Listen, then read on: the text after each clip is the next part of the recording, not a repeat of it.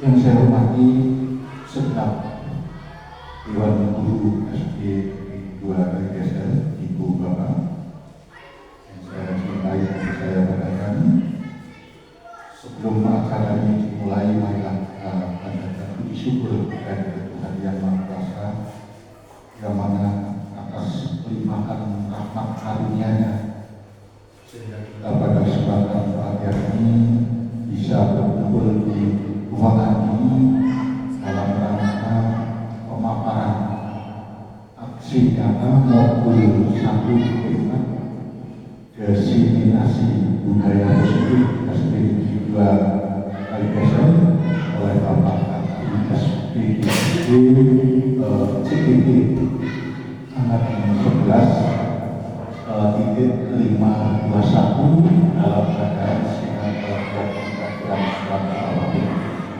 Selamat dan salam kita sambungkan kepada Baginda Nabi Muhammad SAW yang bersama-sama kita nantikan sahabatnya besok di yaumul qiyamah. Amin. Ibu Bapak yang saya cintai dan saya banggakan, tidak ada kata yang lebih indah selain ucapan terima kasih yang tak terhingga atas kehadiran Ibu Bapak yang telah berkenan meluangkan waktunya untuk menghadiri acara ini. Juga saluran terima kasih mendalam wabil khusus untuk Bapak Hakim SPDSD mengadakan kesempatan kali ini telah berkenan untuk ikut masuk ke dalam program pemerintah, yaitu adanya program guru dan rekening harapan. Mudah-mudahan dengan keikutsertaan Bapak Hakim SPDSD di dalam program guru gerak ini nantinya akan yang pertama dapat membawa perubahan yang lebih luas di SD 2 Kaligasel yang kita cintai ini. Dan yang selanjutnya mudah-mudahan dengan keikutsertaan Bapak Hakim ini juga akan memantik merangsang Ibu Bapak Guru yang lain untuk juga ikut masuk dalam program CDD ini. Mungkin untuk saat ini terasa belum merupakan suatu program yang diwajibkan. Akan tetapi bila kita mengamati di SD-SD lain yang sudah lama atau sudah cukup waktu telah ikut tergabung dalam program CDD ini, kita memang harus jujur mengakui bahwasanya dampaknya memang sangat-sangat terlihat. Mengapa? Karena di dalam program CDD ini guru yang ikut di dalamnya ini memang diberikan tugas-tugas dan diberikan bekal-bekal bagaimana menjadi seorang pendidik di era milenial ini, di era yang sangat terbuka, di era yang mana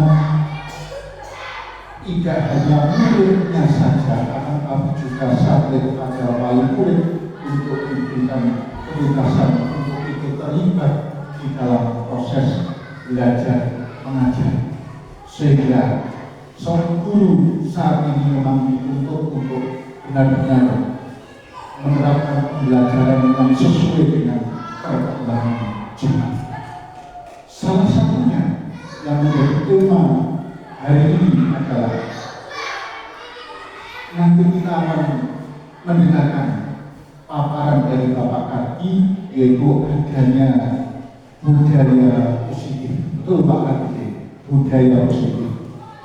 Menyimak dari laman Guru Gerak bahwasanya budaya positif itu apa?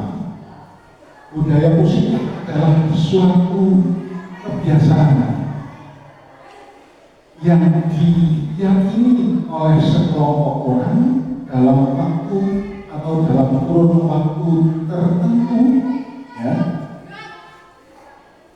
yang merupakan hasil sepakatan antara guru dan siswa yang menuju ke arah suatu kebaikan, suatu budaya atau suatu kebiasaan yang positif yang disepakati bersama antara guru dan siswa, sehingga di sekolah tersebut tercipta suatu kebiasaan yang baik, suatu kebiasaan yang sangat mendukung, memberikan kenyamanan belajar bagi semua peserta didik.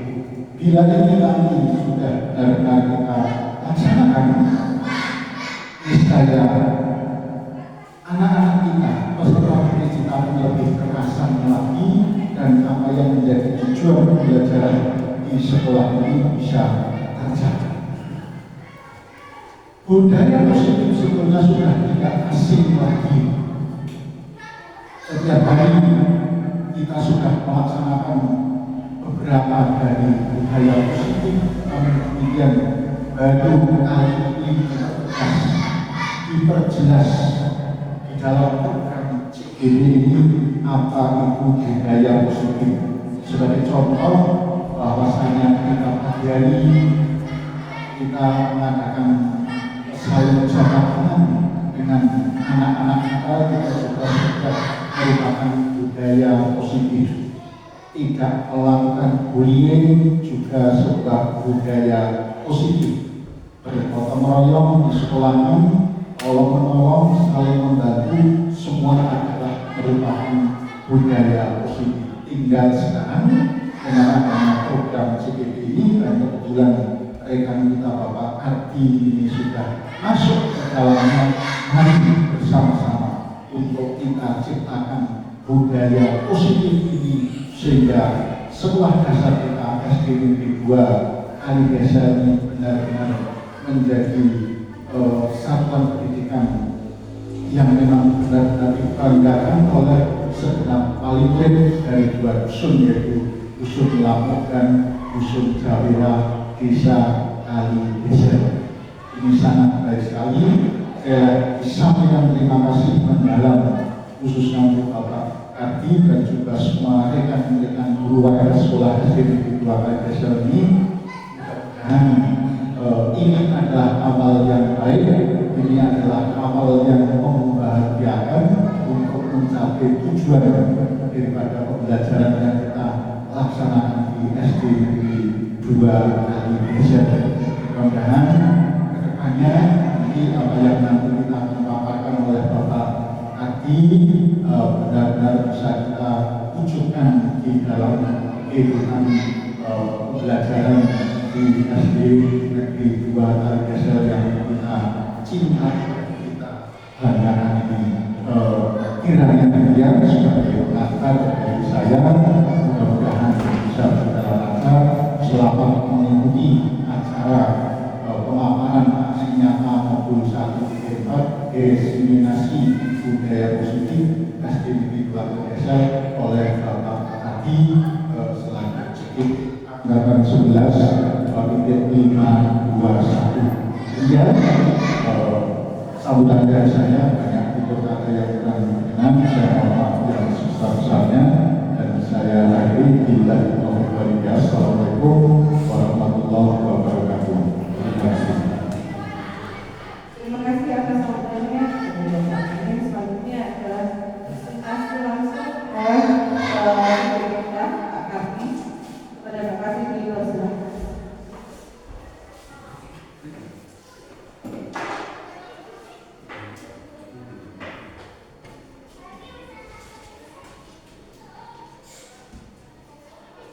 Assalamualaikum warahmatullahi wabarakatuh. Selamat pagi Bu Bapak dan Bu semua. Yang saya hormati Bapak Kepala SD Negeri 2 Kalidesa, Bapak Kabin SPD, rekan guru SD Negeri 2 Kalidesa. Perkenalkan, saya akan menyampaikan aksi nyata modul 1.4 tentang diseminasi budaya positif di SD Negeri 2 Kalidesa. Untuk pengertian diseminasi budaya positif tadi oleh Bapak Kepala Sekolah tentang budaya positif. Nah, saya akan melanjutkan apa yang menjadi pemikiran saya pada pembelajaran saya di modul 1.2.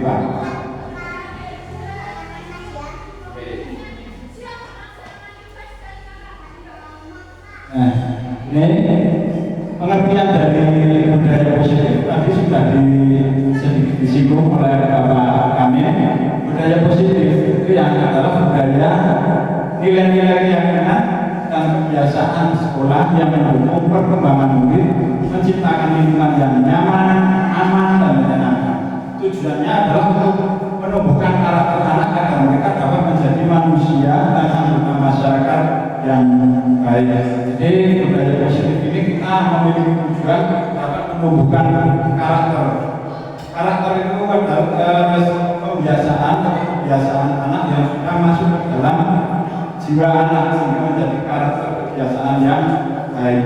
Sehingga nanti ketika mereka kembali kepada masyarakat diharapkan anak-anak kita di SD Negeri 2 Dasar mempunyai kebiasaan atau budaya yang positif. Selanjutnya, konsep inti budaya positif itu ada 8 yang nanti ini akan kita jabarkan satu persatu, di mana 8 inti budaya positif ini yang pertama adalah perubahan paradigma belajar, yang kedua disiplin positif, yang ketiga teori motivasi perilaku manusia, yang ketiga keyakinan kelas, hukuman dan penghargaan, kebutuhan dasar manusia, posisi kontrol guru, dan segitiga restitusi. Pada segitiga restitusi ini kemarin saya sudah melaksanakan restitusi di SD Negeri 2 Kaligasar yang nanti dapat dilihat pada tugas saya pada tugas sebelumnya, yaitu sebelum tugas aksi nyata ini. Selanjutnya yang 8 jabaran 8 tadi, yang pertama adalah perubahan paradigma belajar. Perubahan paradigma belajar ini kita menganut bahwa cara pandang terhadap proses pembelajaran itu satu sisi dilihat bahwa peserta didik sangat dominan mengaruhkan terhadap proses pembelajaran. Jadi peserta didik ini sangat dominan, sangat berpengaruh dalam kegiatan pembelajaran. Cara pandang demikian itu memberikan kesempatan kepada siswa untuk lebih aktif dalam proses pembelajaran. Cara pandang inilah yang disebut sebagai pembelajaran berpusat kepada siswa atau student center. Cara pandang demikian dikenal sebagai paradigma baru.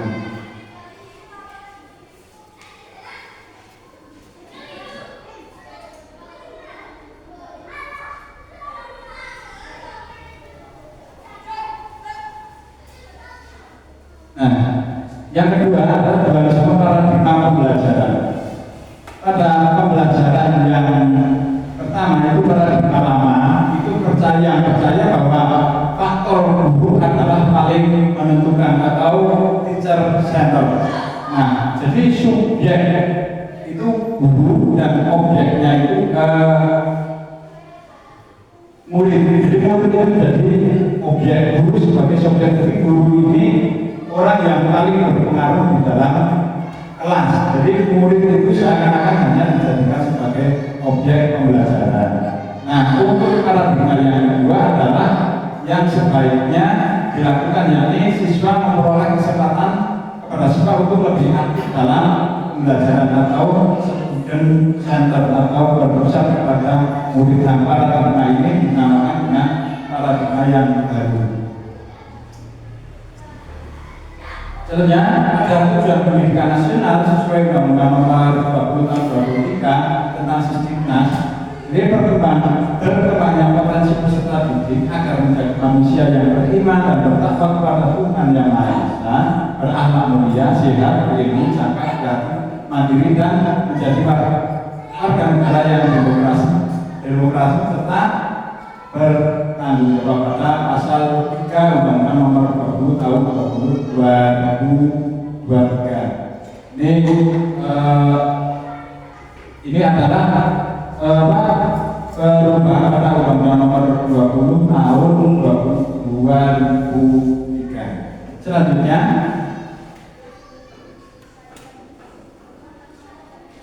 tadi di sana juga disinggung tentang profil pelajar Pancasila. Nah, pada perkembangan sistem kurikulum sekarang ada kurikulum Merdeka Belajar, di mana pada kurikulum Merdeka Belajar ini kita mengacu pada profil pelajar Pancasila. Pelajar Pancasila itu mewujudkan pelajar Indonesia sebagai pelajar sepanjang hayat yang memiliki kompetensi global, berperilaku sesuai dengan nilai-nilai Pancasila dengan 6 ciri utama, yaitu beriman, bertakwa kepada Tuhan Yang Maha Esa, berakhlak mulia, berkebinekaan global, gotong royong, mandiri, bernalar etis, dan kreatif. Disiplin positif dan nilai-nilai kebijakan universal yang diputuskan oleh Gajar Prantoro, yang dimana ada kemerdekaan, disitulah harus ada disiplin yang kuat. Sungguh pun disiplin itu bersifat self-disiplin, yaitu kita sendiri yang mewajibkan kita yang dengan sekeras-kerasnya, tapi apa saja. Sebab kalau kita tidak cakap melakukan self-disiplin, wajiblah penguasa lain mendisiplinkan diri kita.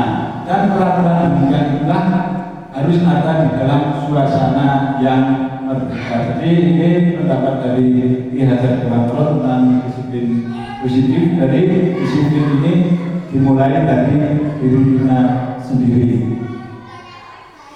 Yang kedua, yang kemerdekaan menurut Ki Hajar Dewantoro itu dalam bahasa Jawa, merdeka itu jawabannya oramu lepasing pangreh ing muga kuat kuasa aman diri piyambak. Jadi merdeka itu artinya kita hanya lepas dari perintah atau tekanan, tetapi juga kita cakap untuk memerintah diri kita sendiri. Jadi kita juga harus bisa dapat mempengaruhi diri sendiri, tidak hanya mempengaruhi orang lain atau memerintah orang lain, tapi kita dapat disiplin merdeka. Artinya kita merdeka itu karena pikiran kita sendiri. Nah, di sini dimulai dari makna disiplin diri. Disiplin diri akan membuat seorang kembali potensi menuju pada sebuah tujuan mulia, yaitu yang dihargai dan bermakna. Dengan kata lain, di sini juga mempelajari bagaimana cara kita mengontrol diri, bagaimana menguasai diri untuk memilih tindakan yang mengacu pada nilai-nilai yang kita hargai agar tercapai tujuan yang diinginkan. Selanjutnya, ini nilai-nilai yang dianut di dalam masyarakat Jawa yang sering kita dengarkan. Yang nomor satu adalah eling lan waspada, itu mengandung nilai religius. Yang kedua, raja damai, itu mempunyai nilai saling menghargai. Yang ketiga, dan adikum adiguno. Nah, ini kurang terjemahannya, mohon maaf. Adikan adikum dan adiguno ini kurang lebih terjemahannya itu artinya kita jangan terlalu menguasai, jangan terlalu berkuasa. Jadi jangan hanya mengandalkan kekuasaan, tapi mempengaruhi orang lain dengan kekuasaan. Lalu yang ketiga, kosamiro, artinya kita memiliki nilai toleransi. Yang kelima, tata krama, atau dalam bahasa yang sehari-hari kita dapat sampaikan itu adalah sopan santun, gugur gunung. Artinya kita sering menggunakan kata sebagai gotong royong. Lalu lebah mana atau rendah hati, terima ing kandung, asas keadilan. Jadi kita harus menerima apa yang kita terima tanpa harus mengeluh bahwa seharusnya ini hak saya dan yang lainnya. Lalu yang kesebelah seperti praktek rameing gawe. Artinya kita harus ikhlas, suka menolong atau membantu orang lain. Jadi Nah, seperti pamer-pamer gawe itu sebetulnya untuk arti sebenarnya itu kita ketika melakukan suatu pekerjaan kita tidak terlalu berharap tentang balasan. Untuk yang ke-10 adalah memayu hari ini bahwa atau peduli lingkungan. Sebetulnya hari ini bahwa itu sangat luas sekali untuk maknanya, tapi untuk berkaitan dengan budaya positif yang nanti akan kita terapkan di sekolah ini secara singkat seperti itu. Selanjutnya nilai-nilai kebajikan yang perlu kita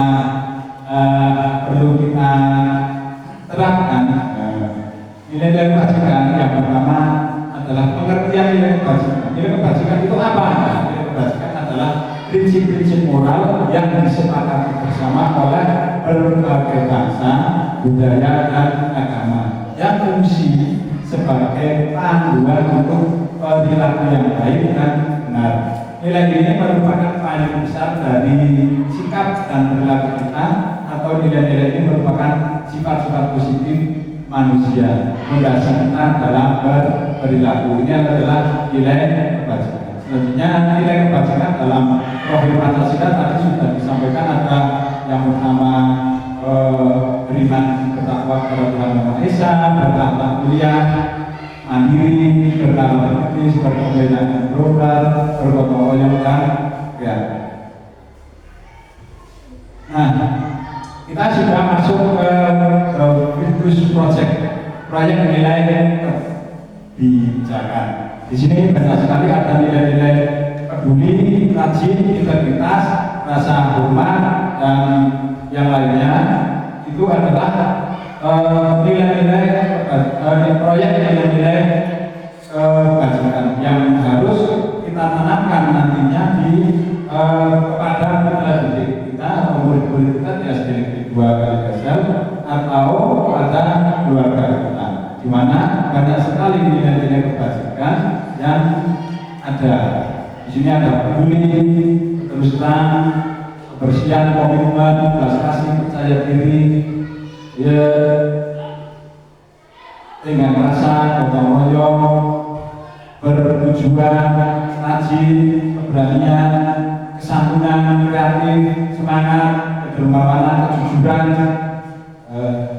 harga diri, rendah hati, integritas, kebahagiaan, keadilan, baik hati, kesetiaan, berprinsip, dan yang lainnya. Ini adalah nilai-nilai kebajikan yang nantinya akan kita kembangkan. Nah, selanjutnya adalah program sikap murid.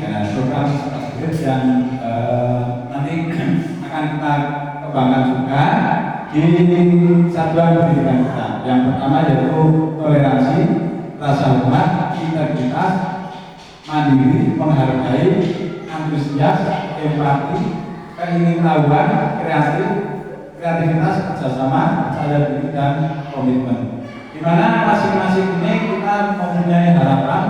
Jadi toleransi ini kita berharap setiap siswa atau putra didik kita nantinya ketika di sekolah maupun dalam masyarakat memiliki sikap toleransi atau tingkah rasa. Yang kedua, hormat. Berkurang hormat ini bukan berarti kita harus mengagungkan orang lain, tapi rasa hormat, menghormati. Jadi mereka mempunyai rasa hormat, tidak harus mereka terlalu merendahkan diri mereka, tetapi mereka dapat memposisikan putra putri kita bagaimana mereka dapat menghormati orang lain, orang tua, guru, dan tetangga. Lalu mandiri, menghargai, antusias ini diharapkan nanti putra putri kita akan memiliki minat untuk mengikuti berbagai acara yang ada di sekolah, baik pembelajaran sehari-hari maupun acara yang lain yang berkaitan dengan pendidikan yang nantinya akan mereka terapkan di masyarakat. Selanjutnya rasa empati. Nah, empati yang sebenarnya keingintahuan, kreativitas, kerjasama, cara diri, dan komitmen. Nah, Di sini tadi yang poin 8 ini ada motivasi perilaku manusia. Nah, mari kita tanyakan ke diri kita bagaimana perilaku, mengapa kita melakukan segala sesuatu, apakah kita melakukan segala sesuatu itu adanya dorongan dari lingkungan atau dorongan yang lain atau karena menginginkan sesuatu. Jadi setiap kita melakukan suatu hal itu pasti memiliki motivasi, dua sebab. Nah, di antara sebab itu apa yang menyebabkan? Nah, ini dinamakan dengan motivasi perilaku. Seperti halnya ketika hari ini saya mengadakan diseminasi. Nah, dengan diseminasi ini saya berharap bahwa apa yang saya terima ketika mendapat ilmu pada modul 1 itu bisa saya sampaikan kepada rekan-rekan guru di SD Negeri 2 Kaligaza. Itu adalah salah satu motivasi dari saya yang saya lakukan pada hari ini. Selanjutnya, kita akan melakukan refleksi. Nah, tadi kita dari motivasi ini kita merefleksikan. Seperti pertanyaan yang pertama, saya berangkat pagi itu karena apa? Nah, itu yang kedua, saya rajin mengajar karena apa? Yang ketiga, membuat perencanaan pembelajaran karena apa? Yang keempat, berpakaian pagi karena saya berlalu lintas karena. Nah, ini dapat dikembalikan ke yang tadi. Setiap kegiatan itu memiliki motivasi. Seperti saya berangkat pagi karena apa? Motivasinya misalnya Eko kalau kami datangnya pagi, kan itu salah satu motivasi. Lalu yang kedua waktu terlambat, nah itu salah satu motivasi. Nah, saya rajin mengajar kenapa? Oh, kalau tidak rajin mengajar nanti orang tua murid akan protes. Nah, bisa itu salah satu motivasi. Tapi motivasi apa yang ada di dalam diri kita nanti yang akan kita pelajari bersama. Selanjutnya, teori motivasi. Nah, jadi teori motivasi diambil dari Diana Osen dalam bukunya Restructuring School Discipline, menyatakan ada 3 motivasi perilaku manusia. Jadi tadi yang kenapa saya berangkat pagi itu yang pertama itu motivasinya untuk menghindari ketidaknyamanan atau hukuman.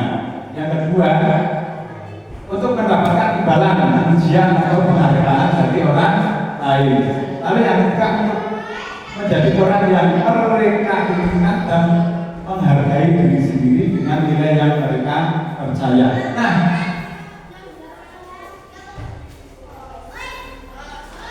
dari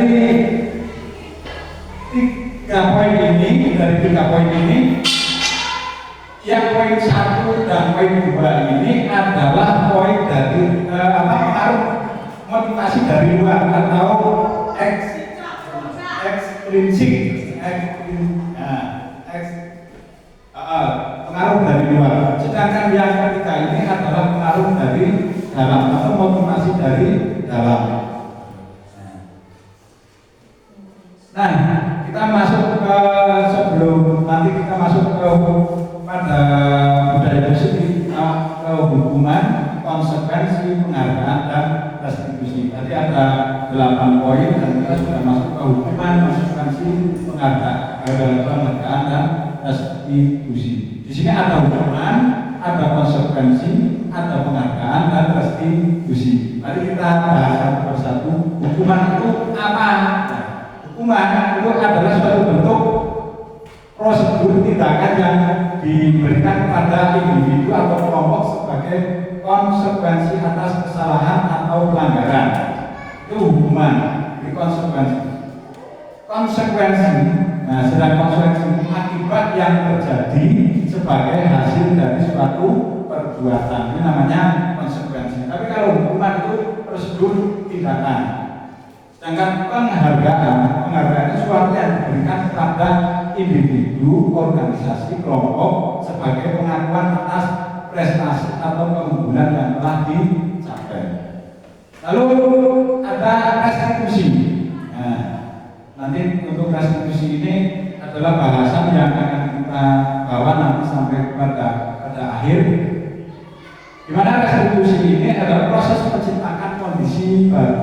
murid untuk memperbaiki kesalahan mereka sehingga mereka bisa kembali pada kelompok mereka dengan karakter yang lebih kuat menurut Gassen pada buku yang tadi tahun 2000. Dan restitusi ini juga merupakan proses kolaborasi yang mengajarkan murid untuk mencari solusi untuk masalah mereka. Jadi di sini untuk permasalahan atau pelanggaran yang terjadi ini ada hukuman, penghargaan, restitusi, dan konsekuensi. Selanjutnya ini perbedaan antara hukuman dan konsekuensi. Perbedaan utama antara hukuman dan konsekuensi itu terletak pada fokus tujuan. Jadi kalau konsekuensi itu bersifat alami dan langsung berhubungan dengan tindakan, sedangkan hukuman ini adalah diberikan sebagai reaksi untuk mengubah perilaku. Nah, tetapi pada hukuman ini biasanya akan meninggalkan bekas. Nah, selanjutnya memahami makna identitas gagal dan sukses. Identitas gagal dan sukses ini tadi masih berkaitan dengan hukuman, penghargaan, konsekuensi, dan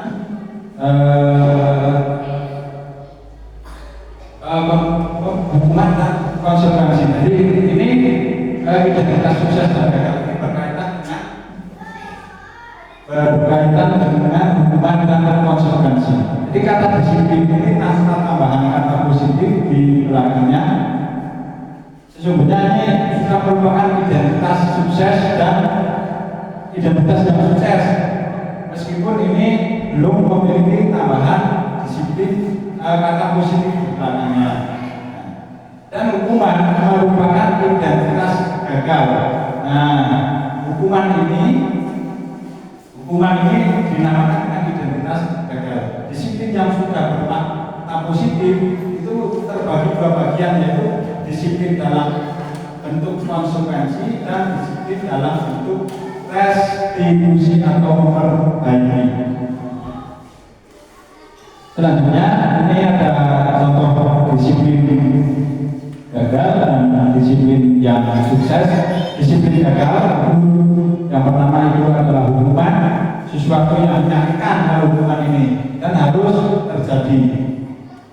Yang kedua, tidak nyaman untuk murid atau anak untuk jangka panjang. Jadi ini membekas kalau hukuman ini. Korban biasanya mendapat keadilan. Nah, misalnya ada pencuri. Nah, pencuri dihukum, berarti korban mendapat keadilan karena pencurinya mendapat hukuman. Nah, sedangkan identitas yang sukses, kalau di ini karena kita ranahnya pada SD, pada sekolah, maka nanti kita akan mendisiplinkan dengan cara dengan identitas yang sukses. Nih, di sini identitas sukses yang pertama disiplin konsekuensi dan restitusi. Jadi konsekuensi itu harus terjadi konsekuen. Yang kedua, tidak nyaman untuk murid untuk jangka yang panjang, korban bisa diabaikan, ini konsekuensi. Tapi kalau hukuman yang mendapat keadilan, sedangkan restitusi merupakan sebuah pilihan. Yang kedua, dapat mengeluarkan untuk murid atau anak dalam jangka waktu yang panjang. Jadi mereka akan terkenan, tetapi terkenan dalam hal positif. Kalau di hukuman ini kan terkenan tetapi dalam hal yang negatif. Misalnya karena saya harus lari keliling lapangan 20 kali maka saya sakit. Nah, ini teringat tetapi rasa sakitnya itu panjang. Sedangkan yang selanjutnya, yang restitusi ini tidak. Lalu korban mendapat ganti, ini di restitusi. Selanjutnya identitas gagal dan sukses ini masih sama. Ini contoh-contohnya identitas yang gagal dan yang sukses. Nah, hukuman ini sifatnya itu berperilaku agresif, meningkat, dan yang lainnya. Lalu identitas yang sukses ini pada konsekuensi murid akan menghormati peraturan, menghormati diri dan orang lain. Jadi di sini hanya pada hukuman ini murid hanya akan membenci peraturan, di sini akan terbentuk rasa benci. Nah, sedangkan pada konsekuensi ini akan menghormati. Yang dihormati ini hanya peraturan saja. Kalau pada konsekuensi, sedangkan pada restitusi ini murid akan menghormati dirinya dan orang lain. Nanti diharapkan akan terbentuk seperti itu. Nah, di sini identitas gagal dan sukses ini dibagi dalam 3 bagian, yaitu negatif, netral, dan positif. Tadi ada konsekuensi, restitusi.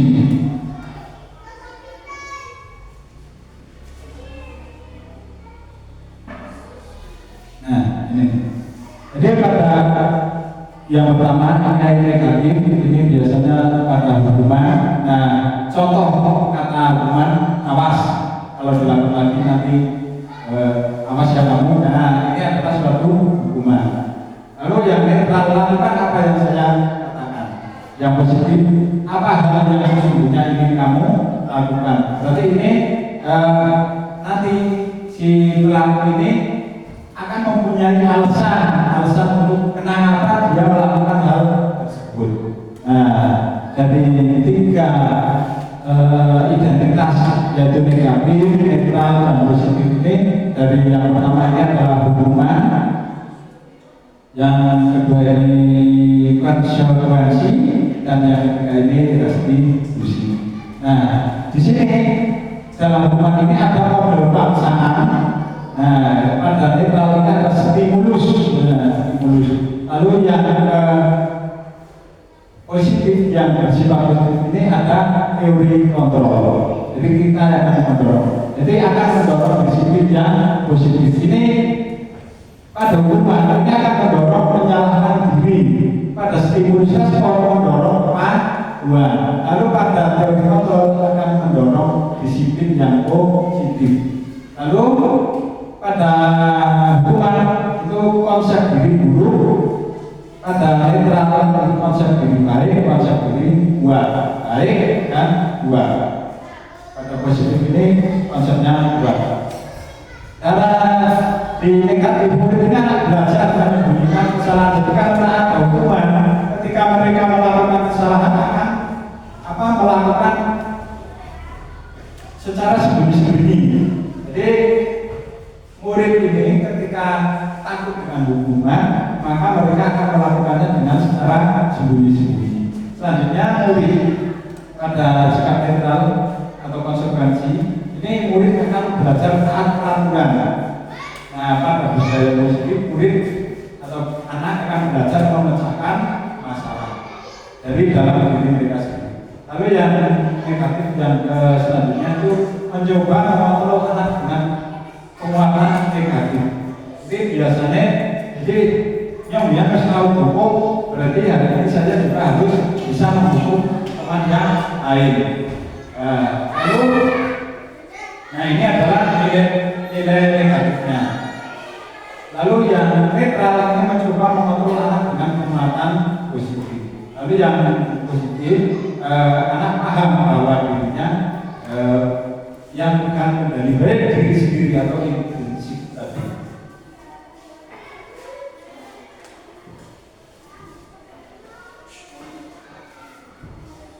Nah, identitas gagal pada hukuman, konsekuensi, restitusi ini memiliki dampak yang berbeda-beda. Nah, hukuman ini memiliki dampak pada murid, ini merasa bersalah, rendah diri, mengasingkan diri. Yang kedua, tiba-tiba tidak diharapkan atau sangat melukai. Nah, ini dibuat oleh siapa?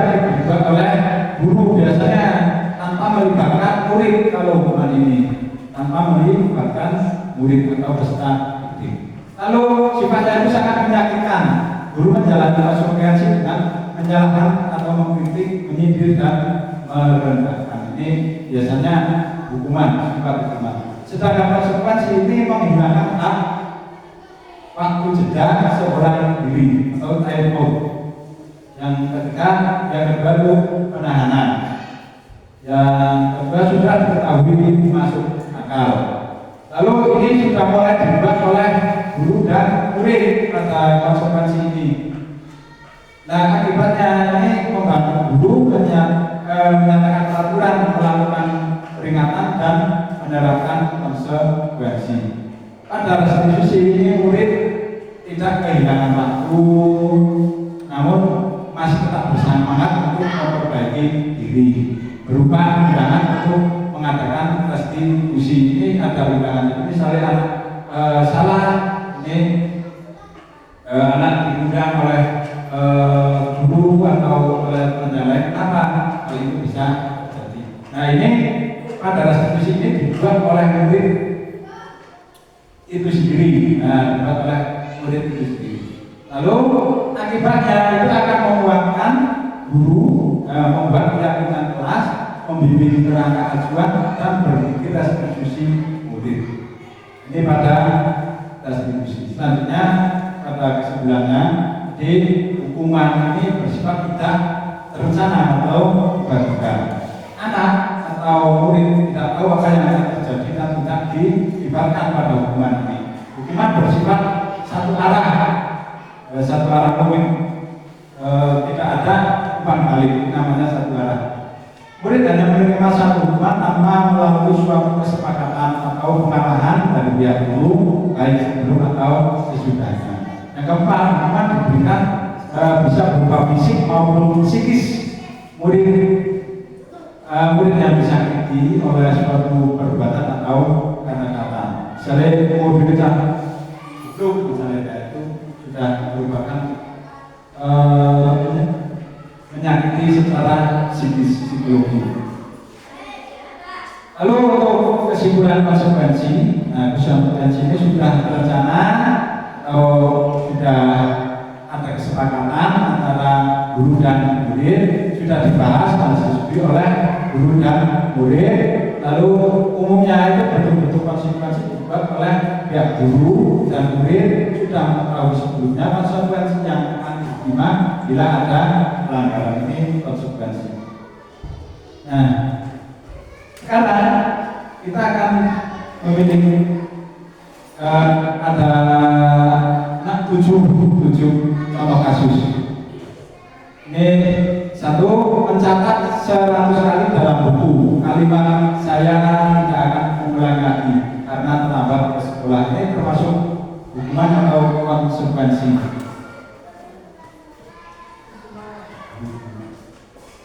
Hukuman. Yang kedua, lari mengelilingi lapangan basket 2 kali karena terlambat hadir di sekolah.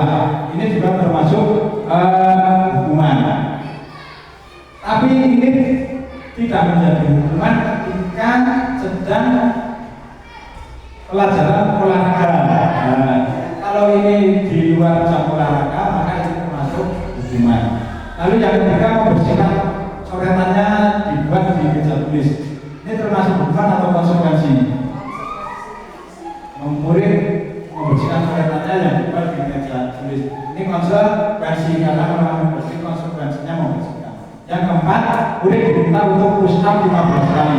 Ini karena tidak menggunakan masker di sekolah, ini hukuman. Lalu yang kelima, mengganti kertas tugas teman yang telah dicoret. Jadi kertas tugas teman itu dicoret. Berarti anak itu harus mengganti. Itu konsekuensi atau hukuman?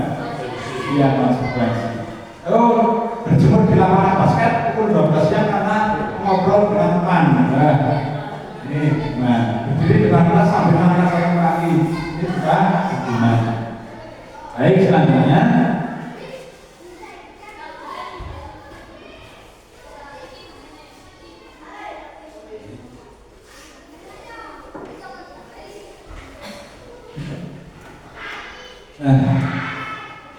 restitusi, sebuah pendekatan untuk menciptakan disiplin positif. Tadi ada 3, yang pertama hubungan, konsekuensi, dan restitusi. Nah, di sini kita akan membahas tentang restitusi untuk menciptakan budaya disiplin positif. Contoh di sini restitusi ini, Anda sudah berjanji bertemu dengan teman Anda, namun ternyata dia juga memiliki janji penting bertemu dengan orang lain untuk dan terpaksa naik taksi untuk menemui teman Anda di tempat itu. Apakah Anda akan meminta teman Anda untuk membayar biaya taksi Anda menuju ke tempat tersebut? Jadi ceritanya saya sudah berjanji dengan Pak Amin. Nah, saya sudah naik taksi untuk bertemu dengan Pak Amin. Tapi ternyata Pak Amin mempunyai janji lain. Nah, apakah Pak Amin harus mengganti biaya taksi saya? Nah, ini konsep restitusi.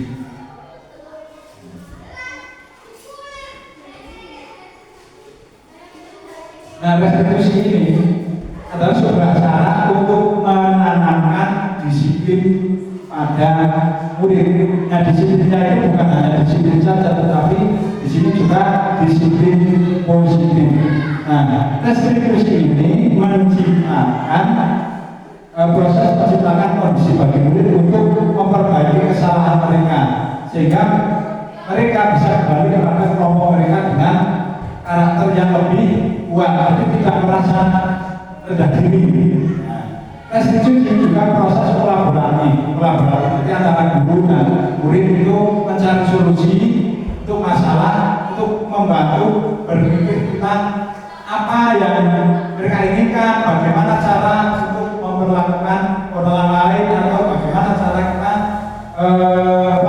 menyelesaikan masalah yang sedang mereka hadapi. Nah, selanjutnya restitusi ini bukan untuk menebus kesalahan. Tadi pada konsekuensi itu kan ada unsur menebus, namun untuk belajar dari kesalahan. Jadi usaha menebus kesalahan ini atas inisiatif murid. Restitusi itu memperbaiki hubungan. Restitusi tawaran, bukan paksaan. Restitusi menuntut untuk melihat ke dalam diri, dan yang selanjutnya restitusi mencari kebutuhan dasar yang mendasari tindakan. Jadi misalnya kenapa dia terlambat, ini mencari yang mendasari kenapa anak ini bisa terlambat. Lalu bagaimana cara mereka agar tidak terlambat. Ini restitusi. Selanjutnya, restitusi itu cara paling baik dalam mengevaluasi diri, bukan orang lain. Lalu restitusi ini fokus pada karakter, bukan tindakan menumbuhkan keyakinan. Jadi restitusi menguatkan, membangun kesadaran diri. Selanjutnya restitusi fokus pada solusi. Jadi kalau ada masalah itu memecahkan masalah, solusi. Restitusi itu mengembalikan murid yang berbuat salah kepada kelompoknya. Jadi mereka masih bisa diterima di kelompoknya. Kalau pada hukuman itu biasanya anak akan minder atau kurang percaya diri karena merasa dia bersalah. Selanjutnya kita akan membahas juga keyakinan kelas. Yang pertama, mengapa keyakinan kelas? Nah, mengapa tidak peraturan kelas saja? Mengapa adanya keyakinan kelas penting untuk terbentuknya sebuah budaya positif? Bagaimana cara menunjukkan sebuah keyakinan kelas yang efektif? Nah, mari kita bahas selanjutnya keyakinan kelas. Nah, mengapa kita memiliki peraturan tentang penggunaan helm pada saat mengendari kendaraan roda 2 atau sepeda motor? Nah, ini kalau di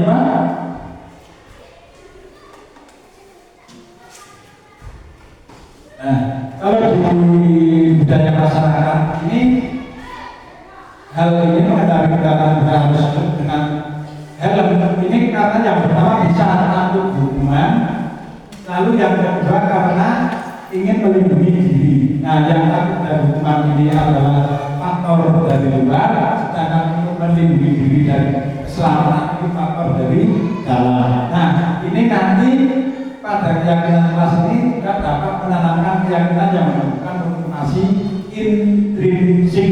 Intrinsik itu yang dari dalam. Kalau yang naik sepeda motor ini menggunakan helm, ini kan ada dua motivasi. Ada dua motivasi. Motivasi pertama bisa takut nanti kena hilang. Yang kedua untuk apa? Untuk keselamatan dirinya. Berarti yang keselamatan ini memotivasi dari intrinsik, dari dalam diri.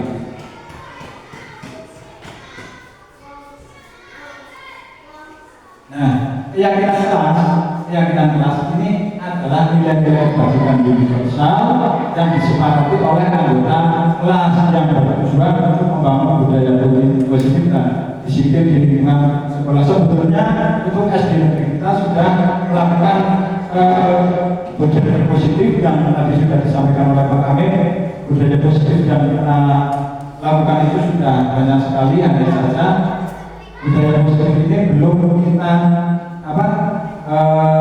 visualkan atau belum kita angkat ke muka sehingga belum terlihat sekali. Nah, tahapan menciptakan program kebijakan yaitu ini yang pertama melihat daftar kebajikan yang telah disusun bersama. Lalu yang kedua tentukan nilai-nilai kebajikan yang menjadi yang utama di sekolah. Yang ketiga curah pendapat dalam kelompok. Yang keempat sempurnakan beberapa daftar nilai kebajikan yang utama yang dibahas kembali dalam kelompok utama. Lalu yang kelima membuat poster atau muat di sosial media tentang keyakinan kelas. Selanjutnya contoh keyakinan kelas ini ada saling menghormati, menghargai, dan bergotong royong, sopan santun, datang tepat waktu, menciptakan suasana kelas yang bersih, tenang, kondusif, dan pelan pembelajaran. Yang kelima jujur, mandiri, bertanggung jawab, dan berkeberkahan. Ini contoh keyakinan kelas. Lalu kebutuhan dasar manusia ini banyak sekali di mana ada rasa ingin bebas. Nah, ini kebutuhan manusia, apa yang dimaksud dengan kebutuhan manusia? Kebutuhan manusia ini seluruh tindakan manusia yang memiliki tujuan tertentu. Semua yang kita lakukan adalah usaha kita itu mendapatkan apa yang kita inginkan. Ketika kita mendapatkan apa yang kita inginkan, sebetulnya saat itu kita sedang memenuhi satu atau lebih dari kebutuhan dasar. Nah, ini ada 5 kebutuhan dasar manusia. Yang pertama kebutuhan bertahan hidup, yang kedua kasih sayang dan rasa diterima atau kebutuhan untuk diterima, yang ketiga penguasaan atau kebutuhan pengakuan atas kemampuannya, yang ketiga kebebasan berdasarkan pilihan, dan kelima kesenangan. Jadi kebutuhan untuk merasa senang. Nah, setiap tindakan murid ini pasti memiliki motivasi yang berdasarkan atas usaha untuk memenuhi kebutuhannya. Jadi untuk misalnya ada anak yang hari itu tidak memperhatikan ketika pembelajaran, nah mungkin ada motivasi yang berdasarkan kenapa anak itu tidak tertarik dengan pelajaran pada hari itu. Ini bisa ada di 5 kebutuhan ini. Selanjutnya kita juga harus menciptakan dunia yang berkualitas dalam menciptakan disiplin positif ini. Nah, dunia yang berkualitas ini konsep yang menjelaskan keadaan ideal di mana individu memiliki akses yang setara terhadap kebutuhan dasar kemanusiaan berdaya yang dianggap berharga. Nah, dari Dr. William Glasser mengungkapkan bahwa dunia berkualitas berkaitan dengan pemenuhan kebutuhan ini untuk menciptakan kehidupan yang lebih baik dan bermakna bagi semua orang. Nah, tugas guru adalah berusaha mewujudkan dunia berkualitas yang didapatkan oleh murid dan warga sekolah. 5 posisi kontrol guru. Yang pertama itu adalah penghubung, pembuat rasa bersalah,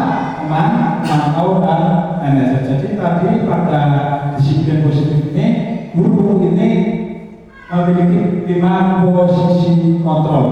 Nah, 5 posisi kontrol ini yang pertama itu penghukum, yang kedua pembuat merasa bersalah, yang ketiga teman, yang keempat pemantau, yang kelima manajer. Lalu dari kelima ini posisi kontrol mana guru itu yang terbaik, yang paling bagus diterapkan oleh guru dari 5 posisi kontrol ini mari kita lakukan. Nah, ini contoh-contoh kalimat pada posisi kontrol. Posisi kontrol yang pertama itu penghukum tadi, penghukum. Kalimatnya itu patuan aturannya atau awas, tadi menghukum. Lalu pembuat rasa bersalah. Ibu sangat kecewa sekali dengan kamu. Ini anak yang mendengar akan merasa bersalah. Berapa kali sudah bapak harus beritahu? Ya, bagaimana coba kalau orang tua kamu tahu kamu berbuat begini? Ini pembuat rasa bersalah. 5 posisi kontrol tadi. Yang ketiga teman. Nah, teman. Ini untuk contoh kalimatnya teman ini seperti ini. Ayolah, bantulah demi Bapak. Ayolah, ingat bantuan Bapak selama ini. Nah, ini adalah teman. Lalu pemantau. Ini contoh kalimatnya ada peraturannya apa yang telah dilakukan. Pemantau. Lalu manajer. Nah, manajer. Pada 5 posisi kontrol guru ini ada yang 5 adalah manajer. Ini untuk kalimatnya dapat kita lihat sangat bagus sebagai posisi manajer.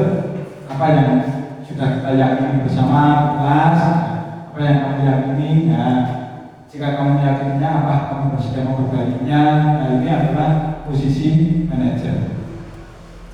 Nah, ini yang selanjutnya adalah penerapan segitiga restitusi.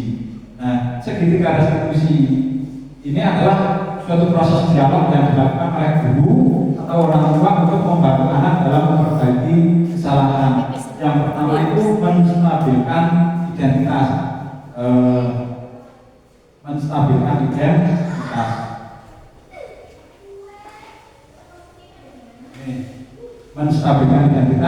Yang kedua, validasi tindakan yang salah, menanyakan keyakinan.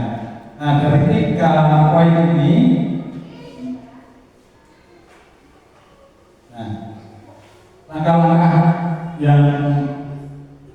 langkah-langkah tahapan segitiga restitusi ini yang pertama menstabilkan identitas. Nah, ini biasanya posisi kontrolnya seperti ini. Nah, kita sepakat melakukan hal terbaik yang bisa dilakukan. Ini menstabilkan identitas.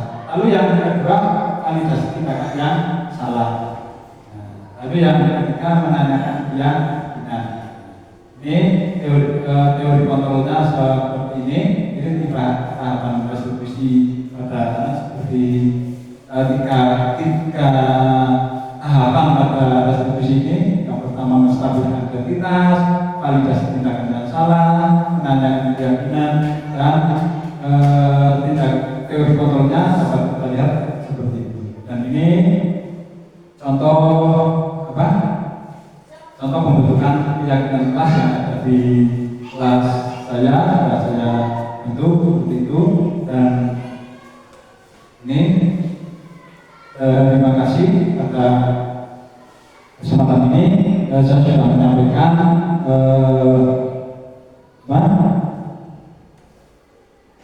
disiplin positif yang nantinya akan dapat kita terapkan di SD Negeri 2 Geser. Terima kasih kepada Bapak Ibu semua yang telah memberikan waktu dan kesempatan kepada saya. Semoga apa yang saya sampaikan dapat bermanfaat untuk diri saya dan Bapak Ibu semua. Terima kasih. Assalamualaikum warahmatullahi wabarakatuh. Nah, keren sekali ya, teman kita ini boleh kita terus. Jadi tadi sudah disampaikan dari Pak Adi bahwa di desain tadi itu ada berbagai macam hal positif yang bisa diterapkan dan bisa digali lebih dalam lagi. Jadi mungkin hal-hal sederhana yang sebenarnya sudah bersama-sama, mungkin itu bisa dibuat semacam program juga ya Pak ya. Iya. Dan tadi juga kalau saya mau tanya Pak, kalau untuk yang ini Pak, yang tadi buatan kayak kelas ini apakah setiap siswa itu satu persatu memberikan pendapatnya atau ada yang sama terus kolektif gitu Pak? Oh, ya. Jadi pada pembuatan keyakinan kelas ini setiap anak ini mempunyai keinginan sendiri-sendiri. Nah, jadi pada anak ini mempunyai keinginan, maka setiap anak ini kan mempunyai keinginan sendiri. Nah, dari beberapa anak ini mungkin ada yang sama.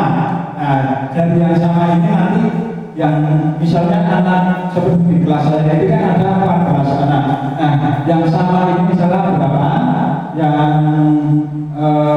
kurang ini berapa?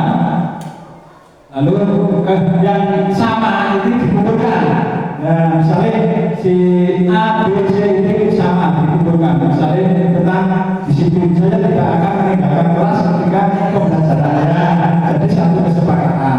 Kalau gini Pak, saya menemukan kasus kelas saya waktu pembuatan pembentukan kayak kelas ini ada yang menuliskan bahwa denda 500 untuk yang tidak piket. Nah itu kalau jadi kesepakatan kelas boleh nggak Pak? Kalau ingin menjadi kesepakatan kelas itu kan namanya sudah konsekuensi ya, maksudnya kepada konsekuensi, bukan hukuman, tapi ini adalah sebuah konsekuensi yang harus ditanggung bersama. Harus kesepakatan kelas itu baru bisa nanti masuk Iya, kelas. itu kan sudah melalui proses dua anak ya, tidak satu anak. Jadi artinya tidak hanya kamu terlambat, dari 500 itu sudah boleh kesepakatan. Ini namanya sudah masuk ke dalam konsekuensi atau budaya positif. Oh, iya. Kalau saya ini masuk Ya. Dari teman-teman ada yang mau menambahkan atau bertanya? Oh iya.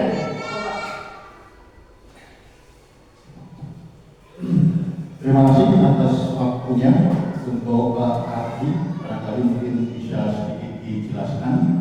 Materinya sangat baik sekali terkait dengan budaya positif. Yang menjadi persoalan adalah bagaimana cara menanamkan kepada peserta didik bahwa budaya positif ini bukan semata-mata kewajiban, bukan semata-mata kewajiban yang mana bila ada yang melanggar itu akan mendapatkan sanksi. Yang perlu ditanamkan kepada anak-anak adalah bahwa budaya positif ini adalah sebuah kebutuhan. Bila mana anak-anak sudah tertanam sebuah pemahaman bahwa budaya positif ini adalah sebuah kebutuhan yang memang dengan sukarela harus dilaksanakan, ini niscaya situasi kondisi di satuan pendidikan akan berjalan dengan baik. Pertanyaannya adalah bagaimana cara menanamkan kepada peserta didik agar budaya positif ini merupakan sebuah kebutuhan bukan sebuah kewajiban. Demikian, terima kasih. Iya, terima kasih dari Pak Amin. Jadi sebetulnya untuk budaya positif ini adalah sebuah harapan untuk kita supaya anak ini mempunyai karakter atau kebiasaan yang bersifat positif atau yang membangun bagi diri kita sendiri. Nah, budaya positif ini berbeda dengan hubungan, tentu saja. Jadi mereka diharapkan dalam melakukan hal ini adalah dari dalam diri mereka atau intuisi atau motivasinya dari dalam diri kita. Nah, oleh cara pertanyaannya itu bagaimana cara menanamkan budaya positif ini. Nah, budaya positif yang diharapkan ini bagaimana cara menanamkannya itu saya kira dengan kita berkolaborasi dengan berbagai elemen di sekolah, baik kepala sekolah, guru, siswa maupun orang tua. sehingga ketika suatu hari atau suatu ketika anak mengalami suatu kejadian atau keluar dari kesepakatan yang telah disepakati, maka kita harus mencari sumbernya. Jadi misalnya kita mempunyai kesepakatan sekolah untuk anak harus berada di sekolah sebelum jam 7.30, tapi anak tersebut masuk ke dalam kelas sudah lebih jam 7.30. Nah, kita harus berkolaborasi, berkomunikasi dengan orang tua, guru, dan murid tersebut kenapa hal itu terjadi. Nah, dengan demikian nanti akan timbul bahwa kolaborasi antara guru, murid, dan orang tua ini akan menjadi cara pemecahan. Seperti itu mungkin jawaban dari saya. Terima kasih. Baik, semoga bisa menjawab ya. Dan terima kasih sekali untuk teman-teman yang sudah hadir pada kali ini. Dan kita berikan aplaus sekali lagi untuk kita semua. Baik, demikian diseminasi budaya positif yang disampaikan oleh CPD kita Pak Ardi di aksi nyata modul 1.4. Saya selaku pembawa acara mohon maaf jika ada kata yang kurang berkenan. Kita tutup kegiatan pada pagi hari ini dengan acara doa bersama-sama. Wabillahi taufiq wal hidayah. Wassalamualaikum warahmatullahi wabarakatuh.